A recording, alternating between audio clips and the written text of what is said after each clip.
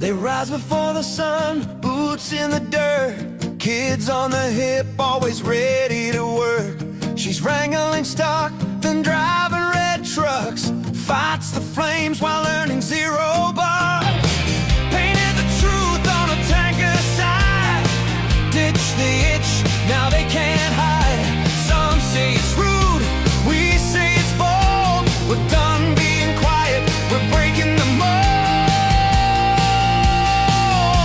Victorians gotta flick the switch, 'cause labor are taxing us to bits. We're working hard, but we aren't rich. So come on, let's ditch the glitch.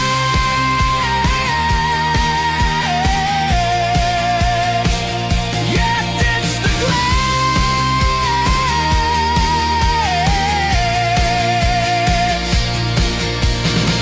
They've held the hose when the valley burned, served the meals when the workforce returned. They've raised their kids and towns as one, this all-girls crew saying what must be done. Red tape choking, bills run deep, promises broken while we all lose sleep. All they asked was to be heard, now they're labeled for speaking words. Victorians gotta flick the switch, 'cause labor are taxing us to bits. We're working hard, but we aren't rich. So come on, let's ditch the glitch.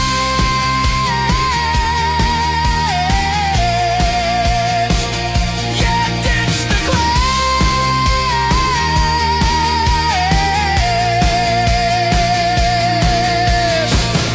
No apologies for telling the truth, it's the raw voice of regional youth. From Southwest Plains to the Gippsland Hills, it's time to glitch, listen to the people's way.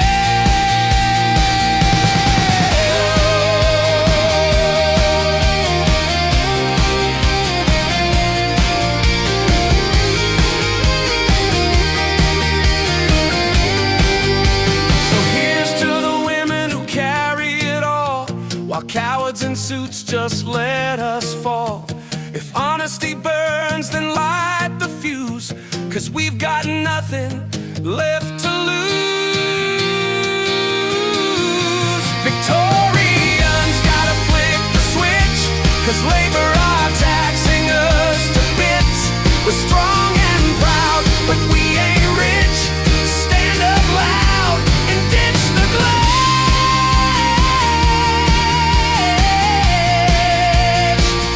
Yeah, ditch the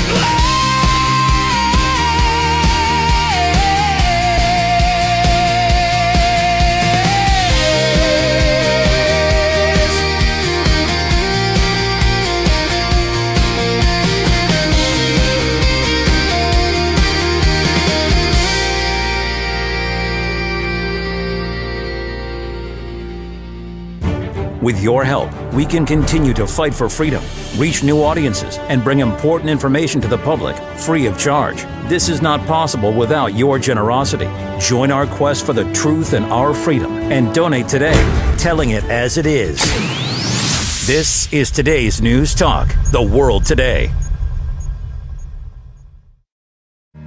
Did you know they plan to build over 3,000 wind turbines on Queensland's Great Dividing Range? Over 3,700 kilometres of new haulage roads will carve through old-growth forest. Destroying forests for industrial renewables makes no sense.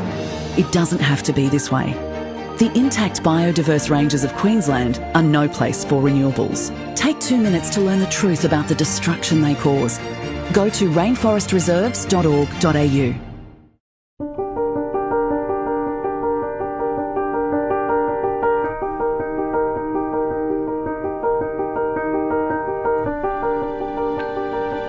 The king may rule over land and sea. The lord may live right royally. The soldier ride in pomp and pride. The sailor roam over ocean wide. But this or that, whatever befall, the farmer, he must feed them all.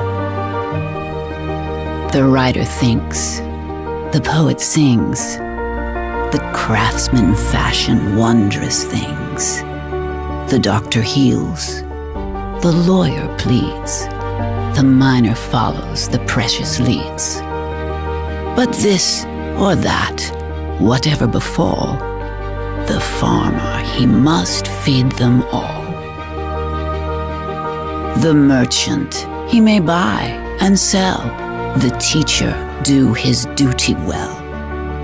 But men may toil through busy days, or men may stroll from pleasant ways. From king to beggar, whatever befall, the farmer, he must feed them all. The farmer's trade is one of worth. He's partner with the sky and earth. He's partner with the sun and rain, and no man loses for his gain. And men may rise, or men may fall, but the farmer, he must feed them all.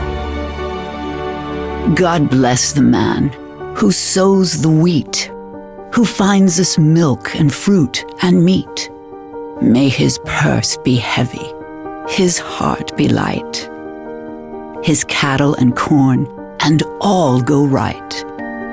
God bless the seeds his hands let fall.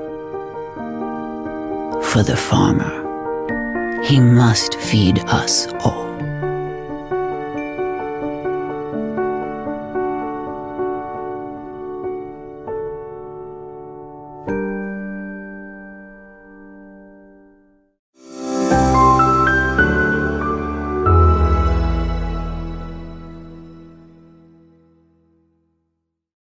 Welcome.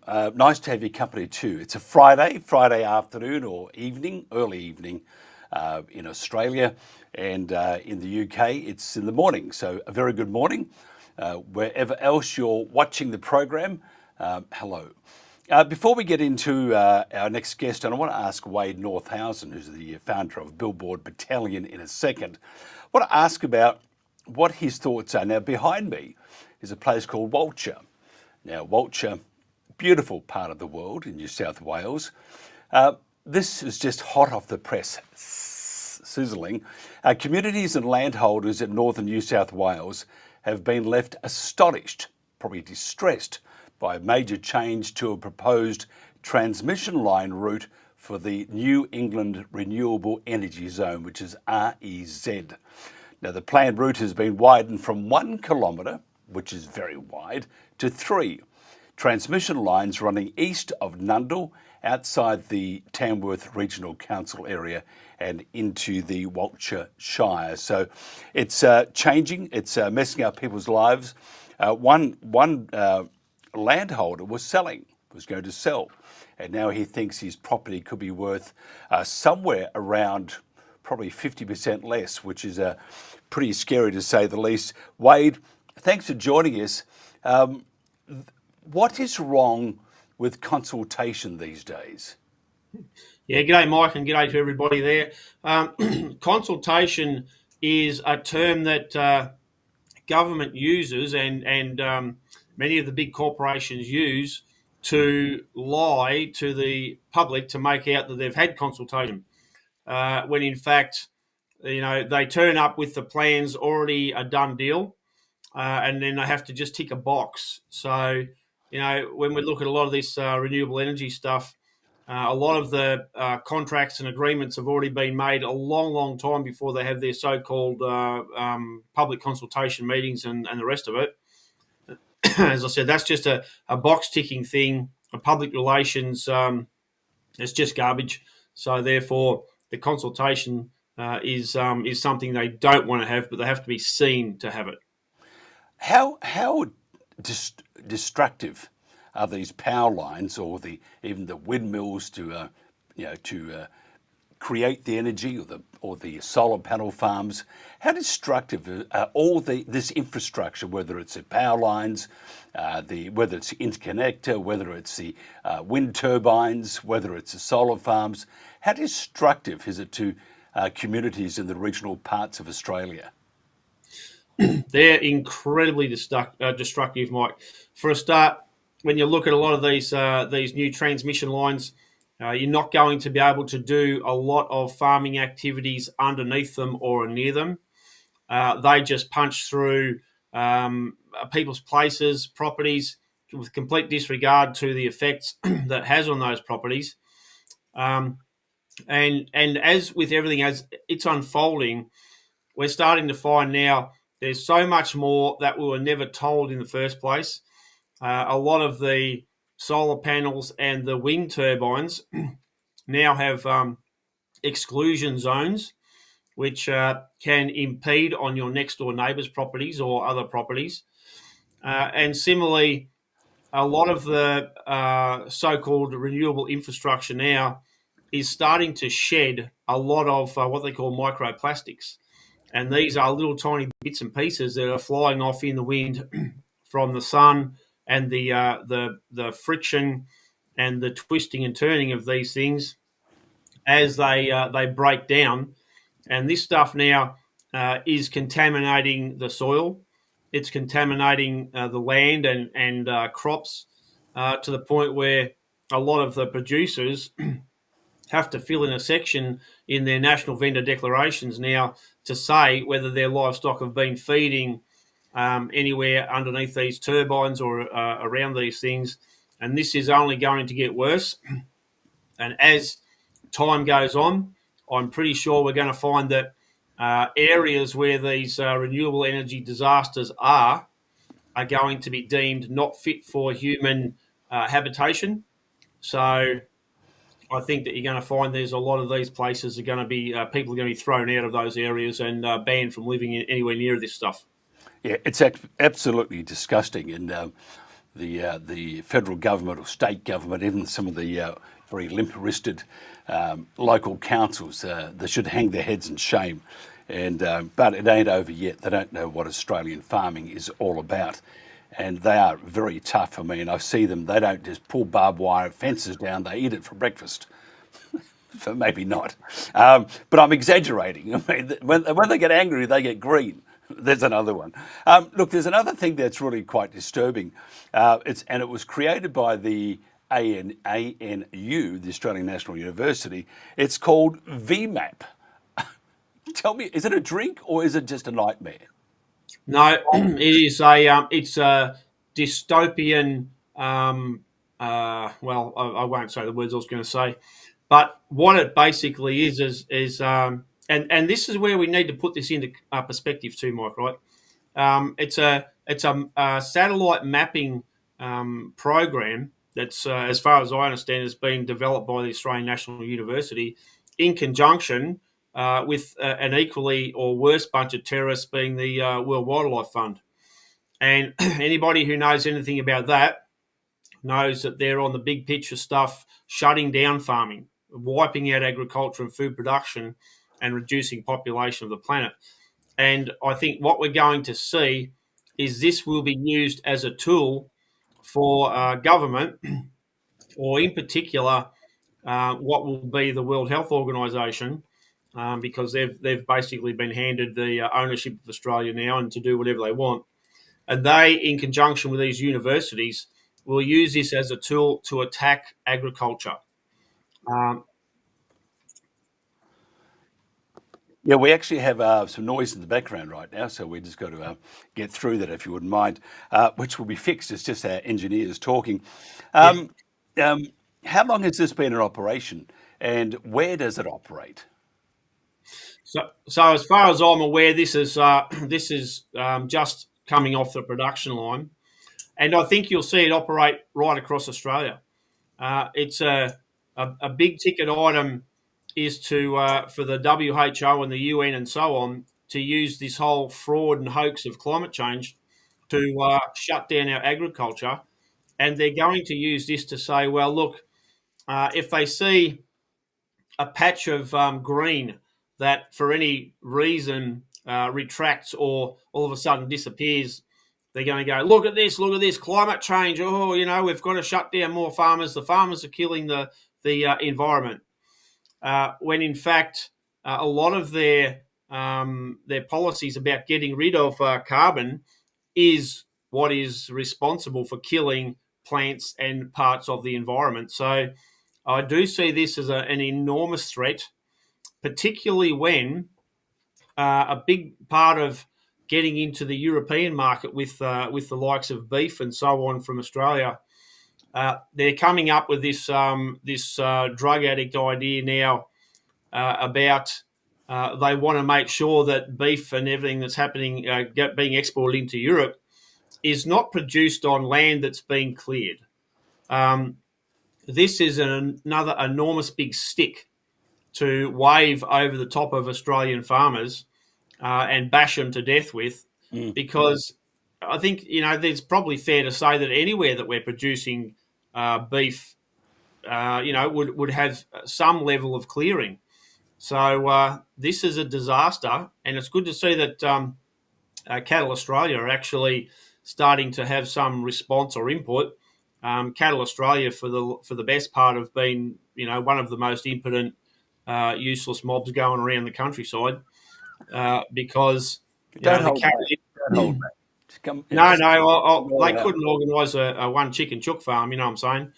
Yeah. And I do know quite a lot of these useless, hopeless cattle breeders up north, and when you go and you talk to them about this stuff, which I've been doing for a long time now, they just sit there and basically say, "Well, we've got hundreds of millions of dollars. We're rich. We don't care about that. You're a clown," and so on. But I think now that we've been putting stuff out for a long time, Mike, as the same as you and so on.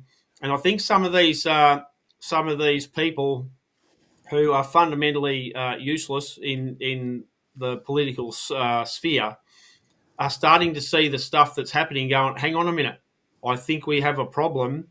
And we were at Beef Week in Rockhampton there, probably, 18 months ago, whenever it was. And, I was explaining to a lot of the beef producers up there, and they come there from all over Australia, that how the carbon setup is going to work and how they're going to use climate change and carbon to shut down beef producers and put them out of business. And that at that point, the banks even run some sort of a scummy little thing where they'll track your expenditure for you and give you an idea of your carbon footprint. And this is all part of the disaster that we're looking at here.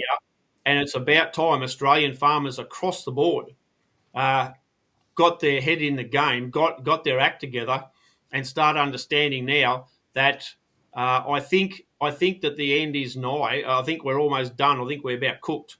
And we need the agricultural sector to get its collective crap together and get in this battle, because they are not going to be here. I guarantee you that. It's a real shame that we for all those farmers with cattle, we need all the cowpats to unite, don't we? Because it's looking gruesome, to say the least. If they're not represented properly by their organisations, and a lot of it's just purely political, what do farmers do? Well, I think that, and where we're trying to run now is we're trying to go grassroots. We've dealt as much as we can with the likes of NFF and New South Wales Farmers, Victorian Farmers Federation, all these sort of people. And I believe that they're not in a position where, number one, they really give us stuff. I think that they've got so much money, some of these people, they just think that they're untouchable. They don't care about anybody else. And they're more interested in rubbing shoulders with all the politicians and the celebrities and so on. So our only course of action now is to go to the grassroots people and say, look, this is where it's at.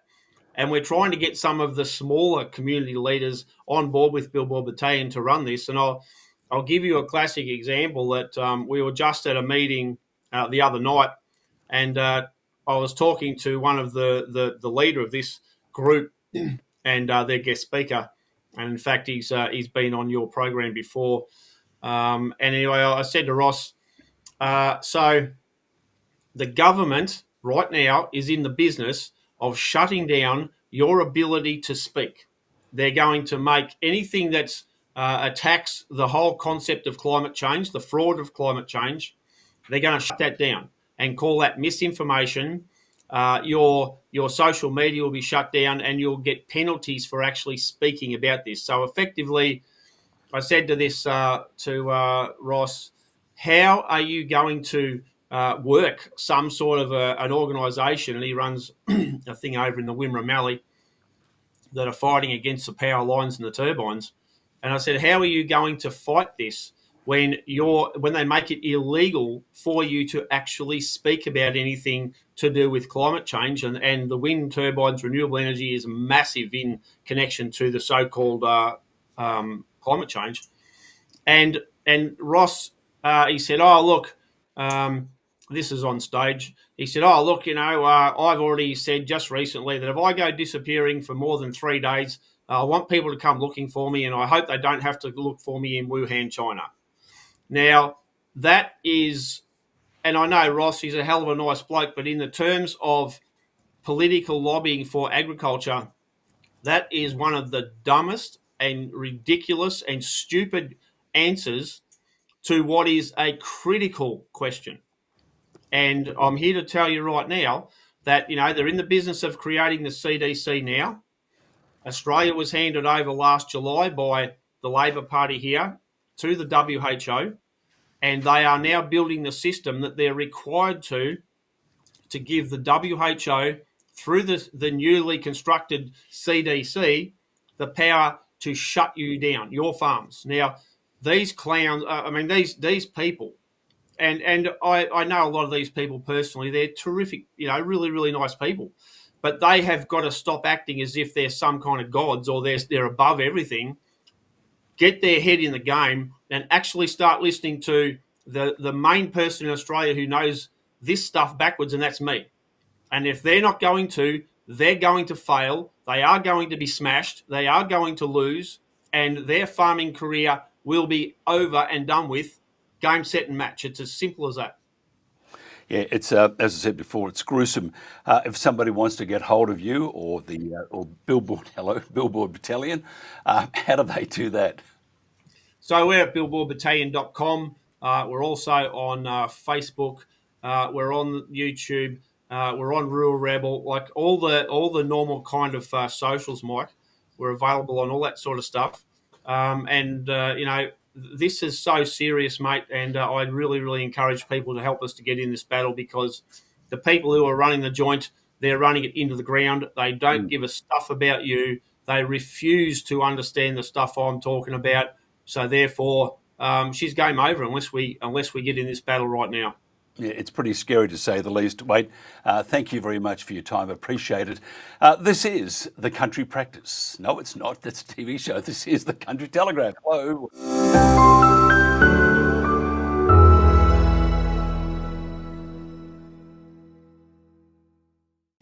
James Ashby, I feel like I've done this before, Deja Vu, is Chief of Staff for Senator Pauline Hanson.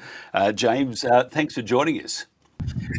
Tell us how bad the situation is at the moment up in North Queensland, because whether it's federal, state, and many local governments, the destructive powers of these are on full display, and it's very hard.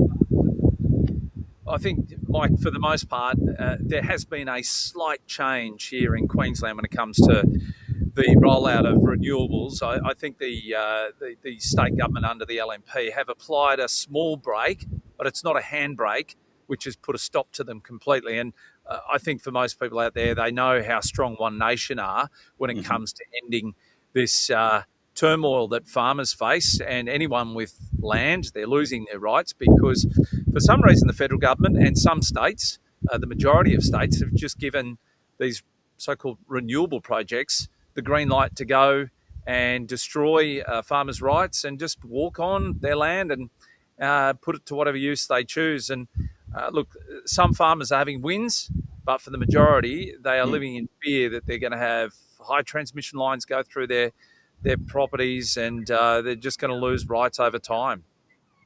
Well, right behind me, we have I have an image of Walcher, and today, according to the ABC, which basically tells lies anyway, or is a propaganda outlet for the government. However, they've said that the Walcha residents are surprised. I would probably say distressed that the large power lines, I think it's called the interconnector, is going straight through their township, Yeah. and there was no consultation. It would seem that uh, large companies and government entities are riding roughshod over the rural community. How can we put a stop to it? What's One Nation's policy on this? Well, One Nation made it very clear. Once upon a time, farmers used to only have to worry about the next door neighbour's farm being sold off to a development, and you'd have houses built there, and people whinge that you've got too much dust or overspray might be getting into properties. But now you've got this whole new wave of these projects that are coming into play because we've pure and simply signed up to this net zero farce, which is dreamt up by the UN and unfortunately been swallowed hook, line and sinker by so many of the governments, including the Liberal and National Party who signed us up to it. One Nation have made it very clear, we just want out. We just want to put an end to the Paris Accord that we signed up to under Tony Abbott and the Liberal Party. It's been put on steroids under a Labor Greens government, and that's what we've got now here nationally. I would have thought, unfortunately, at the last election, I would have thought after just what Labor had done already to the rural and regional towns, that they would have been ousted. But unfortunately, what we've got is we've got a problem in our cities that they do not understand more broadly what the farming sector and rural parts of our country are going through. And, as a bloke that worked in the farming agricultural sector for almost 2 years, as marketing manager for one of the largest strawberry farms in the country, I've got a pretty good understanding of what farmers go through. They're price takers. They don't set prices. They're dealing with issues when it comes to trying to attract workers to their farms these days. And now, to add insult to injury, they've now got to put up with federal government legislation, which is stopping them from clearing land if they want to do it for agricultural purposes. But hey, if a wind or solar installation wants to go in, all of a sudden they get the green light. In Victoria, for example, the interconnectors going straight through all these properties, and they really have got little say in what they do. They're afraid that it's going to devalue the property, which it is. They're afraid that the government can come and, this in Victoria's case, it's the Victorian state government, can do what they want to do. We also have the same thing that's happening in New South Wales, as you see with Walcha. What about in Queensland? Even though it's not a Labor government, government is government, and they're pretty ugly at the best of times.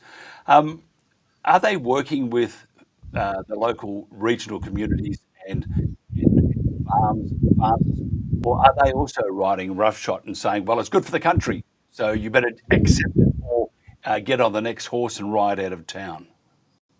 There's only one member of Parliament here in Queensland that I think has shown any gumption, and that's Glenn Kelly. He's the new member for Moranni. He doesn't belong to One Nation. He is a Liberal National Party member, but I would say he would be the very last National Party member in Queensland on a state level. So I always say credit where credit's due, Mike, and I think the feedback that I've got from certain industry groups is that Mike Kelly has put the wind up his own government team to the point where you've got the Treasurer and the Premier now saying, listen, all renewable projects in that seat of Moranni and around it are a no-go zone. So I think Glenn Kelly's on the right track, but more broadly, no, the LNP still will contemplate putting in these ugly, unsightly wind turbines. And I'll say this, and I don't think it's really been raised by too many people. I'm also a licensed pilot, and if there's one thing I've seen is that the increase in these wind turbines has created more problems for pilots. It has also created more problems when it comes to fighting any fires that might come about as a result of having wind turbines in the area, because water bombing aircraft can't get to the lower levels that they need to put fire retardant sprays on, or even fire bomb. Not when you're talking about 250 or 280 metre structures up in the air, when you've got to get to around 100 feet off the ground in circumstances where you want to put that fire retardant on the ground, you just can't do it. And I've said this before as well. Even Red Bull pilots wouldn't attempt to try and dodge the wind turbines that are going into areas. So what happens is farms burn and communities are put at risk, and therefore lives are put at risk as well. Yeah, it makes it very hard for just about everybody except those living in the big cities. And even then, Sure. they are going to be impacted whether they like it or not. One of the concerns from, which is a very pertinent point too that this person was making yesterday, is that the investors are mostly those from either from the big cities who own the farms, so they don't care what happens to their neighbours. But the investors itself in the actual wind turbines or the renewables are from overseas, and they have less of an interest in Australia and its well-being. They only have an interest in the dollar returned, and that itself puts the whole of our food security, our security full stop. It becomes under the microscope, and we've got to sort of take stock because we are just getting fleeced by those overseas. What's One Nation? What can we do about it? Well, firstly, we need to stop the subsidies. That is the most important thing. If you stop the subsidies, renewables, as they call them, are no longer profitable. And the subsidies are a guarantee on the investment that a lot of these overseas companies are making here in Australia. We know that none of the solar panels are made in Australia. We know none of the wind turbines are made in Australia. But what we do know is after their use by date and their life cycle's up, we are, as a country, left with the responsibility of cleaning up this mess. And that is the first and only sure way of making sure that these projects don't go ahead. Remove the subsidies. We've said it time and time again. And secondly, get out of the Paris Agreement. They're the two things that One Nation have stood by. We came out of the blocks many years ago, 9 years ago, when Pauline first came back into our parliament. We made it very clear in 2016. We were not for the subsidies. We weren't for the transfer of wealth because that's precisely what's happening. We're sending billions of dollars worth of Australian taxpayers' money into offshore accounts and we're making ourselves all that much poorer while making our landscape all that much uglier. And I often say, if Monet was alive today, his paintings would be gross. They'd have wind turbines painted in them. Just disgusting. I don't think he'd want to paint landscapes. No, I don't think so either. I think those turbines. When you look at, because you're a Queenslander like I am, but if you look at the Great Dividing Range, what they're doing to that with these turbines, if there is a spark on a warm day with some bit of a gentle sea hurricane, they're not going to put it out, are they? No, this is the biggest problem. And now, to rub salt into the wounds, we're now seeing these things pop up on our ocean skyline as well, and it's causing problems for everyone. It's the farmer and it's the fishermen who are our farmers out at sea, you might like to say. There are problems being caused everywhere by these unsightly, ugly, costly renewable projects. Yeah, Geograph Bay in WA, they've got a plan there for, I think it's about 8,000 square kilometres, and they're going to put in thousands of wind turbines offshore. What happened to the real greenies, the ones that said, you can't destroy our environment? The Christine Milnes and the Bob Browns and all those, they seem to have just gone, and we have the Greens by name only. We do need a bit of a shake-up in Parliament, and we need to get people in that care about this country, don't we? Well, the Bob Browns of today, they've come out quite publicly and said they don't support the wind turbines. But I think, by and large, the Greens have muzzled their own people, and you don't hear much from them. But they even recognise that the damage that this is causing. We've managed to stop some of the projects here in Queensland. One to the west of me here, probably only about 50 k's as the crow flies, has been stopped. But their best practice was to club our national icon, the koala, over the head if by chance a tree gets knocked down and they're injured. Not rush them off to Australia Zoo or the nearest wildlife carer. No, it's to just pick up something as a blunt instrument and club them over the head. We haven't seen that since baby seal clubbing was outlawed. And here they are trying to do it to our national icon, all in the name of this green dream. Yeah, it's terrible. And then you got the renewables, what are they spending on all these wind farms? $1.38 trillion just to kickstart. Yeah, it's absolutely terrible. James, if somebody wants to have a chat to you or to Pauline or find out more about One Nation, also about about what they can do to make Australia better, how do they do that? Well, we're constantly taking interest from people who want to be candidates. All they have to do is go to onenation.org.au.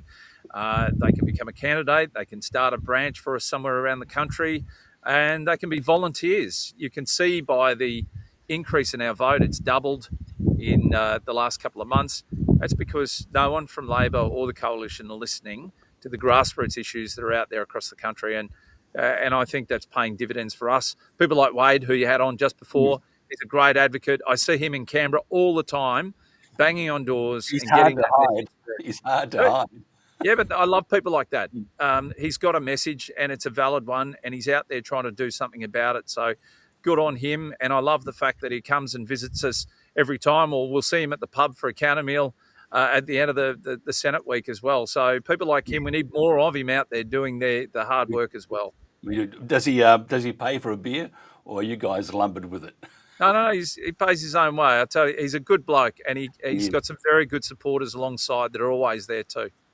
Yeah, James Ashby, it's a pleasure. It's been a long time since we've chatted. I'd love to do more of these because it's a great topic. We are talking about the survival of Australia, and the major parties, whether they're Conservative or the other side, which is in government, there's no difference. I mean, even the just a bit of a sidebar, even the Shadow Communications Minister said we must control the internet. Government has to control it. That's just ridiculous. That's we are no longer a democracy. But maybe we should just trust government, not. Don't trust them. And I love a country practice, but I will get your program right when you do, Mike. I must admit, you brought a smile to my face when you said it, because I remember going and meeting, what was the doctor's name all those years ago? I saw him in Stanthorpe as a kid. They had this big street parade in the country practice. They had them all there. Yeah, it was fantastic. But I kept thinking of a country practice, and I thought, no, I must not say that. And because I'm flying solo today, a mild bit of panic set in. I thought, oh, this is that country practice. I thought, bullfed. But it is called the Country Telegraph, James, and thank you very much. Have a great day. Have a lovely weekend, and thank you, sir. You too.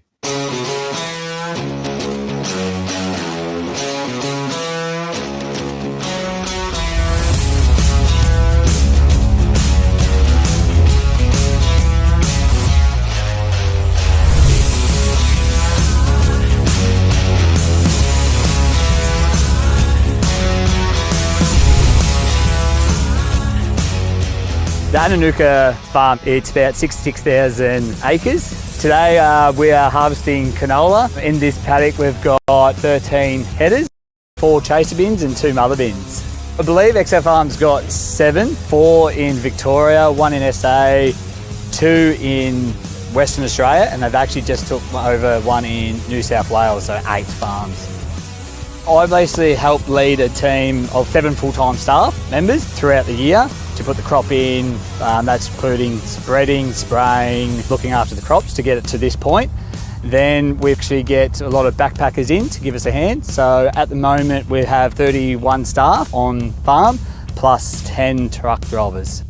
Working for XL is really good. Even though we are a corporate farm, it does have a very family feel to it. The difference between a family farm and a corporate farm being this size is probably you've got a lot more people you got to look after. So the farm I was currently off, it was only the owner and myself working. Now we've got 7 full-times plus myself on the farm, so there is a lot more responsibility. Today we have 11 headers out in the paddock working. It's probably one of our biggest operations that we run during the season as far as the amount of headers at one job. So a typical day for me basically starts anywhere from 3 o'clock onwards, servicing machines, and then basically it's sit and wait for something to break down if and when it does. As farm machinery is, it's very unpredictable. So my role here is to communicate with the managers, manage the team, and also fix any breakdowns that do arise.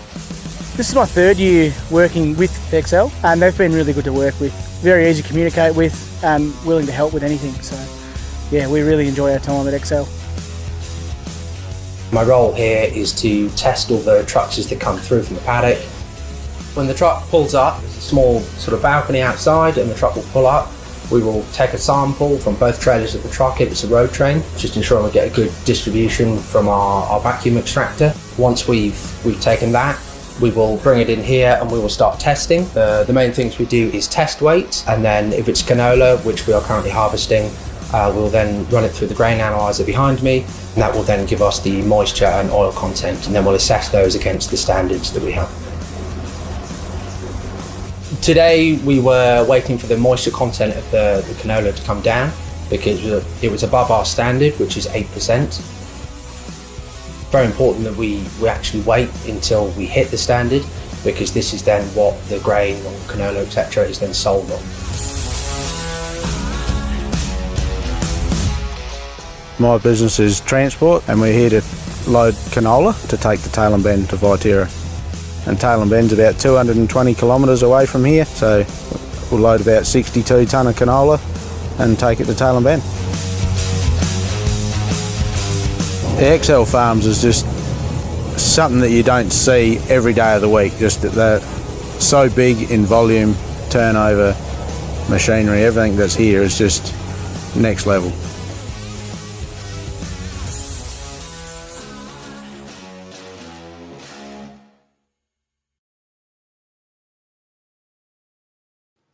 And back again, I just love that too. I think big open area. I know Tailem Bend, it's on the way to Adelaide from Melbourne town, so a lovely part of the world. Tom Martin is owner of Village Farm. He's been on with us before. His actually farm is quite a celebrity farm. It's been on a few TV shows. Tom, thanks for joining us. Tell us about your farm. I mean, we always think in Australia and other parts of the world, we only see Clarkson's farm basically. And when we find out there are others just as famous, such as yours, it's a bit of a shock to the system. You're much better looking than Jeremy Clarkson too. You're very kind about my looks and the farm status as well. I don't think we are the first time we've been described as a celebrity farm, but we're passionate about helping people to see what happens the other side of the farm gate, and that means engaging with the general public and other farmers through whatever means, social media, farm walks, a lot of kind of advocacy as well. So just looking at that piece you ran for XL Farms, we're about 1,000 acres, which is a kind of medium-sized family farm here in the UK, but we're away shy of 66,000 acres. Yeah, 1,000 acres is the backyard.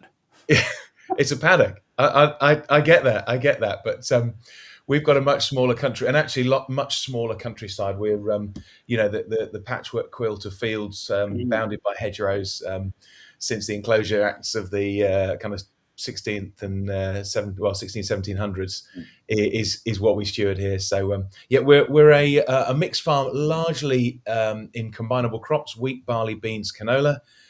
We have a bit of grass, a few sheep, and we've kind of gone down this regenerative route in recent years. Not really, but probably before we understood what regenerative farming was, but the key aspects of regenerative farming, we've adopted each of them in their own merit. And then we found ourselves kind of on trend, which is something I'm not particularly comfortable with or used to. But we have a good time. We're about, what are we, about 25 inches of rainfall a year. Can't think what that is in millimetres. I was trying to work that out. But so we're a little bit wetter than a lot of Australia. But we have a great time. We're about 100 miles north of London. Yeah, I'm just thinking the Jeremy Clarkson with his Lamborghini tractor. Do you think it would get around the paddock in Australia? There's 66,000 hectares. I don't think he'd make it, do you?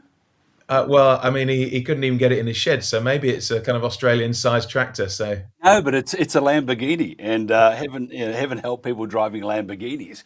But anyway, because I kept looking at that, because I'm originally from the farm.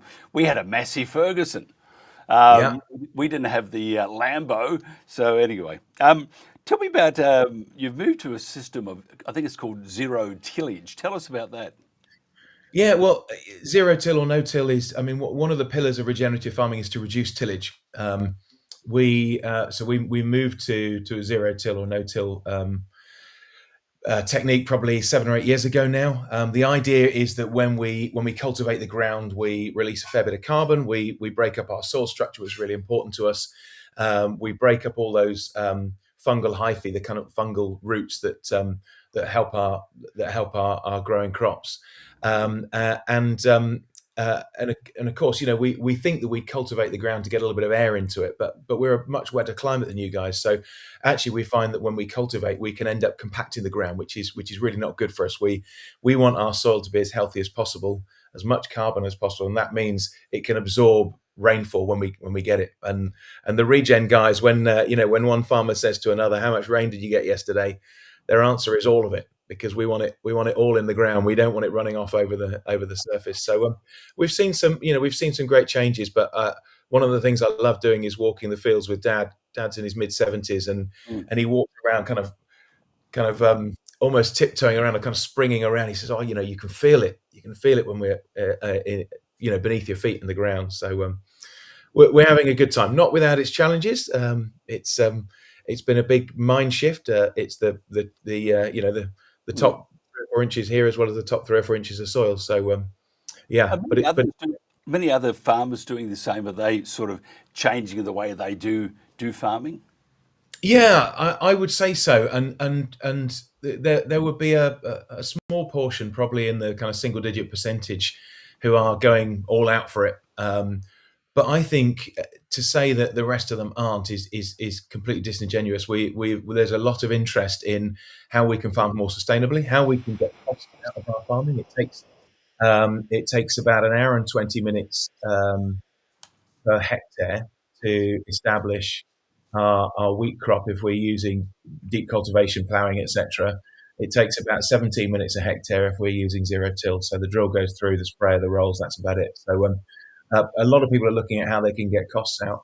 And then we don't have any government subsidies anymore, but we have a sustainable farming incentive scheme, which incentivizes farmer for reduced tillage, for removing insecticide, for other other measures that are important to our government and the population.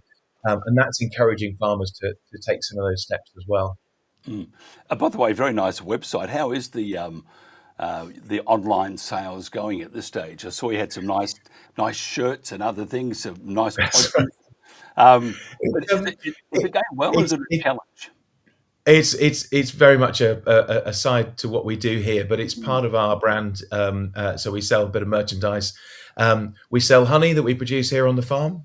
We sell lamb on occasion when we have it, when we send some into the butcher. But it's a small revenue stream, but it's another way of engaging with the public and having those conversations that remind people, that give people reasons to buy British produce, which is what we really need. Australian farmers need the Australian population on their side. We're the same in the UK. We need UK consumers to understand why they're looking for British produce here in the UK. Our PM was in London the other day. There's a bit of a conference happening in Liverpool, and it's sort of like this: the two lovers have met, because Albanese, our Prime Minister, just loves what Starmer is doing. As a suggestion, do you mind not letting him come home? Because because Starmer tell me this: which is worse for a farmer, rain, hail, snow, or the government? Always government, and I don't want to be a kind of typical farmer. We're always complaining about the government.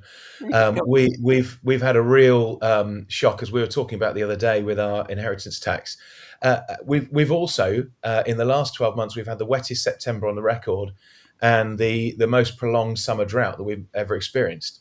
But when you talk to farmers, they're not talking about that. And we've also had the worst harvest. We've had yields down 20-30% on our cash crop, which is wheat, winter sown wheat. But we're not talking about that. What is occupying farmer minds is government, and that shouldn't be the case. The government should be facilitating industry, facilitating initiative and agriculture. And it's not. It's actually been holding us back. And one of my great friends and farming neighbours said to me the other day, we're in our planting season, our autumn, our fall season, and he said normally this is a pretty exciting time. I'm looking forward to getting seed in the ground. And he said, I almost can't be bothered. He said, I've just lost that joy, the excitement of planting. I'm just not looking forward to another year. And he's a fantastic farmer, and I think to do that in 18 months. With only one budget, the Labour government's hit a new low for us as farmers and people in the rural economy. It is terrible, and I don't think people understand out of the UK, even within the UK, I don't think they understand that the IHT, the inheritance tax, I mean, how the hell are they going to pay?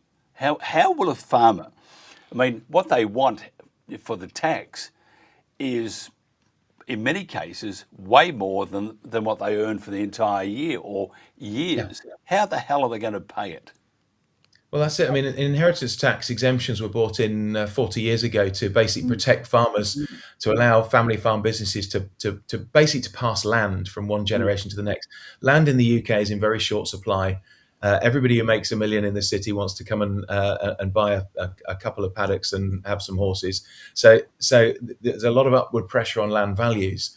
But when we look on return on investment, farm profitability is about 0.5%. So even with the new inheritance tax legislation, where there will still be some exemption, there'll be an exemption from 40% down to 20% for farmers, which sounds great. But paying 20% tax when your annual profit is 0.5%, it's end game. When you look into wider industry and annual margins would be in the kind of 7 to 12% region.